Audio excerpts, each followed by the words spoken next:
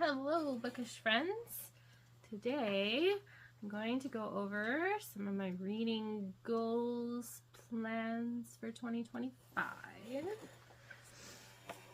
So first, I'm gonna participate in Chantal at Chantal Reads All Day Read Your Bookshelf Challenge. I always set a book goal on Goodreads. It's been 175 the past few years, but with doing BookTube, I don't read quite as many books. So I'm going to set at 150. I did the Buzzwordathon this year, and if it's going to be next year, if the prompts are ones I think I can do, I'll do it. I'm not sure if I'm going to participate in the Ella Montgomery read-along that Chantal's doing too. And I would really like for each month to purchase one book from either Enclave or Waxwing Books or a small publisher or a self-published author. And I'd like to be able to read some books slowly. So if you've seen some of my past videos, you know I plan on reading a chapter from The Life-Giving Home by Sarah and Sally Clarkson, one chapter a month. And they also have a book called The Life-Giving Table. I don't know if it's going to be set up similarly, but it's on my list. And then there's also Seasons of a Mother's Heart by Sally Clarkson. And I don't know if that one is also like meant to be read seasonally, but I'd like to read books seasonally. I've also thought about rereading The Country Diary of an Edwardian Lady, and this one goes through a whole year of her books, of her noticing nature. And I would like to just give myself that time to read slowly and seasonally. And then I have my list of 25 books to read in 2025. So I'm going to go over those, and that's what most of this video is going to be. First of all, I have Poison by Mark Siddall. Sinister species with deadly consequences. Okay, so he has it broken up between things one shouldn't touch, things one shouldn't eat, things that sting, and things that bite. And I picked this book up at a book sale a couple years ago, and mostly for the illustrations, but I've never read it, so I'd really like to actually read it. And then in November I did, October and November I did try a chapter of nonfiction, and I liked End of the Spear. This is the story of Steve Saint, whose father, Nate Saint, was one of the missionaries martyred in Ecuador. I have Rooted in Wonder by Erin Lynham, who's a certified master naturalist and mom of 4. I heard about this book from Jess at Pages and Grace. It connects scripture to nature and nature to God, and is written to help families understand the connection between God and creation. And then I also put down On Stories by C.S. Lewis, and it's a collection of Lewis's theories and philosophy on fiction written in essays. And then I have A Chance to Die by Elizabeth Elliot. It is a biography of Amy Carmichael, an Irish missionary and writer who spent 53 years in southern India without furlough. I think I heard about this one from Chantal, either from a book haul or something. And Once Upon a Tome. It's an autobiography of a rare bookseller. I think I heard about this one from Shatona. Also, The Dictionary of Obscure Sorrows. And someone said, creates beautiful new words we need but do not yet have. That one was actually referenced in Shatona's Twice Told Tales, and I've been meaning to read it. And my library has it now, so there's only 2 books on here that either I don't own or can't get through my library, so those are at the end. 5 Lies of Our Anti-Christian Age by Rosaria Butterfield. I heard about this one on the Sheologians podcast. Uses scripture to confront 5 common lies about sexuality, feminism, gender roles, and modesty, often promoted in our secular culture today. They were raving about it for a while. And I have A Circle of Quiet by Madeleine L'Engle. I'm not sure if this one is nonfiction or fiction. So this book is kind of bridging, all the books I've talked about so far have been nonfiction, and then I'll go into my fiction books. I'm not sure if this one is fiction or nonfiction. I think it's nonfiction. There's nothing about it on the back of the book. When I looked it up, it says it's the first in the Crosswick Journals. Shares fruitful reflections on life and career prompted by the author's visit to her personal place of retreat near her country home. But it sounded good. And the furnace is kicking on again, so I'll be back with my fiction list. And then on my fiction TBR, I have Thoroughfare by Christopher Morley. This was in my last book haul. Once again, Chris Morley is himself, this time in the person of small Geoffrey Barton, English lad, shortly to become Jeff Barton, American citizen in the making. The book takes its title from a winding street that goes through the English village where Geoffrey is being brought up by a regiment of aunts. Into this aunt hill comes the almost legendary Uncle Dan from America, and before he goes back again to that wild west of Chesapeake's, substitute Baltimore, he persuades his sister Bee and Geoffrey to come with him. I think maybe for my fiction books, maybe I'll try reading the first sentence if I have it. A lot of these I don't. Chapter 1. Uncle Dan Arrives, 1897. The cat got into the milk at the same moment that Uncle Dan arrived from America. Okay. Sorry, this video is a lot of me reading off my notebook or stuff. Oh, next up is Island of Ghosts by Gillian Bradford.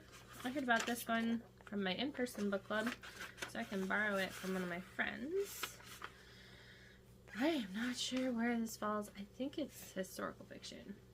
Ariantes is a Samaritan, a barbarian warrior prince, uprooted from his home and customs and thrust into the honorless lands of the Romans. The victims of a wartime pact struck with the Emperor Marcus Aurelius to ensure the future of Samaria. Samartia? Sorry, these names. Ariantes and his troop of accomplished horsemen are sent to Hadrian's Wall. Unsurprisingly, the Samaritans hate Britain. An island of ghosts filled with pale faces, stone walls, and uneasy past. Struggling to command his own people to defend a land they despise, Ariantes is accepted by all but trusted by none. Romans fear his barbarian background, and his own men fear his gradual Roman assimilation.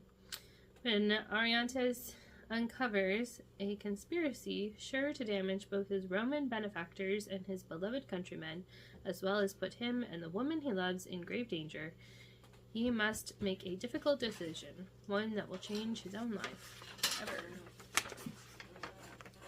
It's been on my TBR for more than a year now. That was kind of how I picked my books. Was I looked at the ones I owned that I might need a little push to get myself to read, or that I was really excited about, or that I've owned for a while, and then I also put books on it from Goodreads. that had been on there for more than 6 months.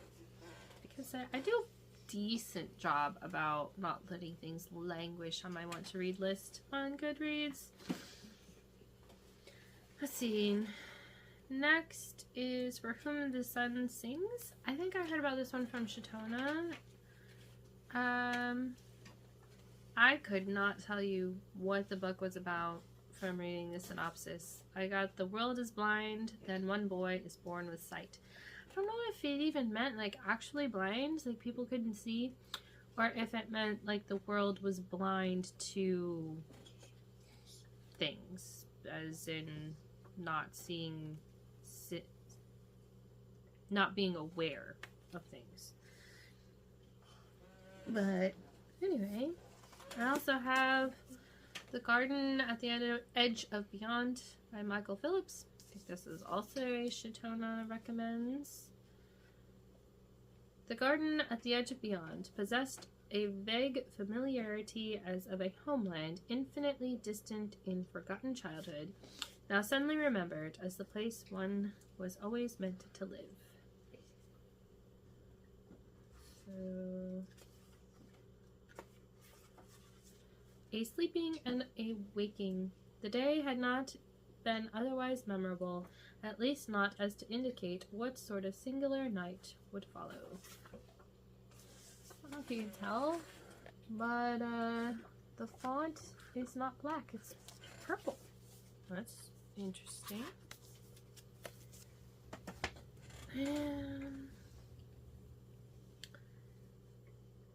Next was The Lost Boys of Barlow Theater. I don't know if I've actually read any Jamie Jo Wright this year, so I'm very behind on her releases. So I'm just pushing myself to at least get one read next year. Hopefully that'll snowball into reading more of hers and I can get caught up. The Lost Boys of Barlow Theater, split time, 1950 and now? I don't know, I know there's 2 timelines. People go missing in the theater.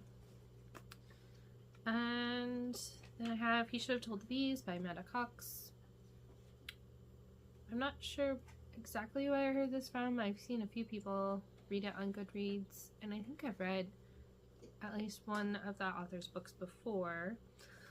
2 women must decide what to do when an apiary, which is like raising bees, when Beckett Walsh's father dies and names stranger Callie Peterson part owner. And obviously Beckett wants to continue the business, but Callie wants to sell because she has her own new business and her mother is going into rehab and that's expensive. And then I have Words on Fire by Jennifer A. Nielsen. This one I think I heard about from Chantel. It's middle grade, Lithuanian underground network of book smugglers. Sounds intriguing. Next I have The Light Between Worlds by Laura E. Weymouth. I heard Portal Fantasy, Narnia vibes. 6 years ago, Evelyn and Philippa Hapwell cowered from airstrikes in a London bomb shelter, but that night took a turn when the sisters were swept away to a strange and beautiful kingdom called the Woodlands, where they lived for years in a forest straight out of myth and legend. When they finally returned to London, no time had passed and nothing had changed, nothing except themselves. Now Evelyn is desperate to return to the Woodlands no matter what it takes, while Philippa just wants to move on.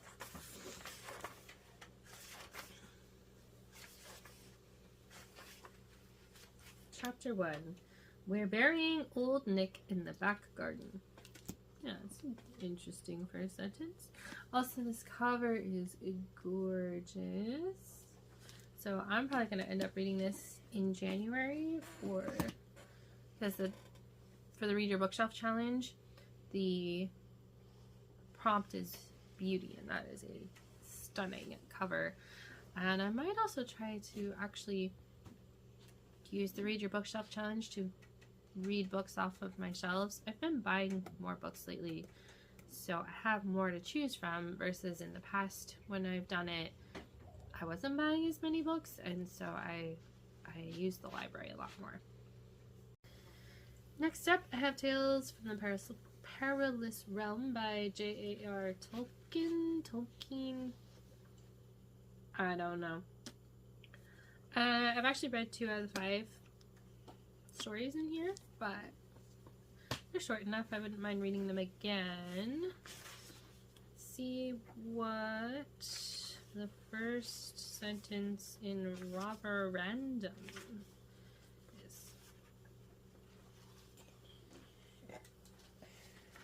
Once upon a time, there was a little dog, and his name was Rover.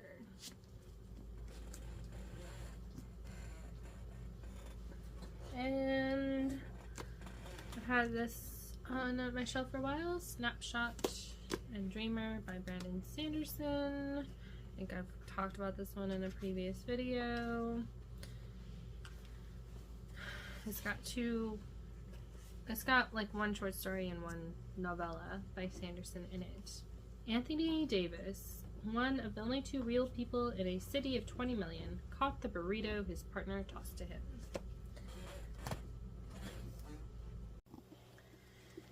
Okay, if my framing and everything keeps changing, it's because my furnace keeps kicking on, so I have to keep stopping, and my tripod got bumped over, and the books got bumped over. But anyway, I have 6 books left on my list. I have To Save a King by Rachel Hauck, one of the 2. Modern day fairy tale of hope and rescue from... After growing up in small town Harts Bend, Tennessee, Gemma Stone set off to Hollywood to make her mark in the world. But her ambition turned into a journey of 1,000 bad decisions, and after 12 years of seeking fame and fortune, Gemma returns home with a limp and a dark secret. I'm not even sure if this is just like fantasy realism, contemporary, there's princes and stuff in it. I don't know, I'm just along for the ride. I've tried one of her books and it was pretty good, so let's begin here. Peregrine Palace, Port Fressa, Laukenland, 2000. Once upon a time, Prince John believed in fairy tales. Okay.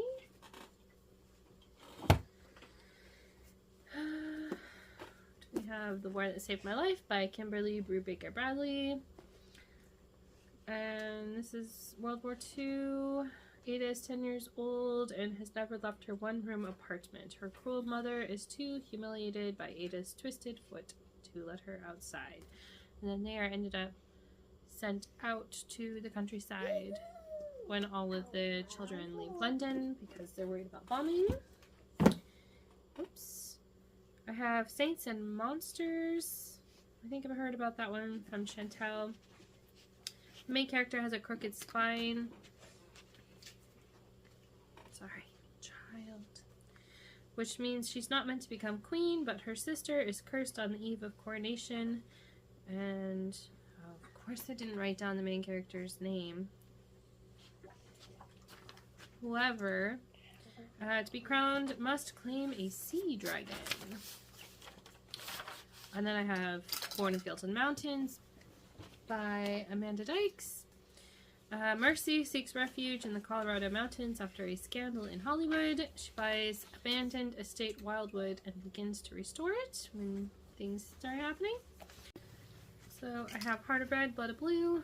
Can't remember the author's name. It has an albino princess, and when her betrothed prince dies, war breaks out, and so I think the book is mostly about ending the war. And finally I have Winterheart. Author's last name is Fox, and it's got a land of snow and ice, a prince on the run, and an apprentice mage must untangle lies against her. And I just happen to know that my mother ordered this one for me for Christmas. Thanks, Mom, to let me pick out what books I wanted for Christmas. So it's exciting. Yeah, this will be hopefully a good year of reading. Of course I'll read more than this, but these are the books I want to focus on for next year. And these are